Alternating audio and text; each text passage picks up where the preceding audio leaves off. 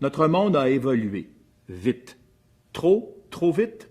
C'est pas là la question. Vite parce que l'adolescence commence de plus en plus tôt, 10 ans et des poussières, et va se terminer de plus en plus tard, 20, 24 ans facilement, si on se fie aux recherches neuroscientifiques sur le développement du cerveau.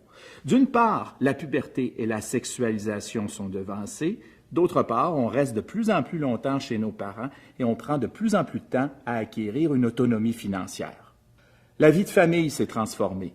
Une majorité de mères travaillent, les enfants fréquentent la garderie tôt et sont adaptés à nos sociétés de bonne heure. Le taux de divorce est d'une famille sur deux. Quand les parents se séparent, les pères, qui étaient traditionnellement relayés au rôle disciplinant et de limites à tenir, eh bien ces pères-là, ils disparaissent de la vie de l'enfant quand l'enfant est encore très jeune. Au Québec, une famille sur 4 est dirigée par un parent célibataire. La pauvreté, la défavorisation, la culture, l'insécurité, aussi des parents souffrants, négligents, maltraitants ou encore carrément absents, tout cela va influencer le développement et les apprentissages. Résultat, un garçon ou une fille en particulier aura plus de difficultés qu'une moyenne d'autres à organiser son comportement, à se concentrer et à développer une bonne estime de soi, ce qui va se transmettre sur sa manière de conduire, d'être attentif ou d'avoir un bon jugement au volant. Les jeunes subissent aussi de plus en plus d'influences autres que celles de la famille et de l'école.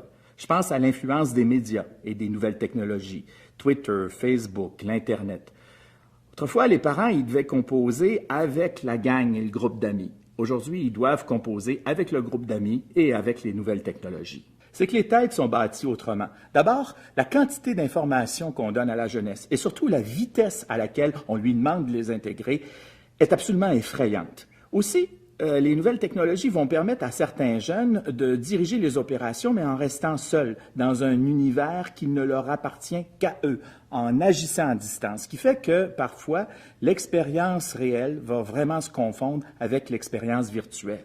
Pas toujours facile d'appartenir à un monde qui vit en accéléré, qui, sous ses dehors d'ouverture, encourage de plus en plus les comportements individualistes. D'ailleurs, une bonne partie des adultes se plaignent de manquer de temps avec leurs conjoints et avec leurs enfants.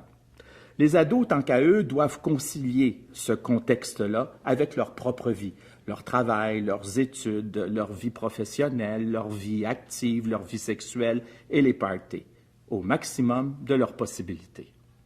On a beau penser ce que l'on veut de l'automobile, reste que le Québec est grand, l'étalement urbain imposant et que les jeunes, eux, ils font du chemin. En fait, de plus en plus de gens passent de plus en plus de temps derrière le volant.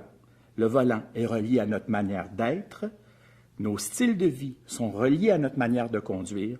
Je conduis comme je suis.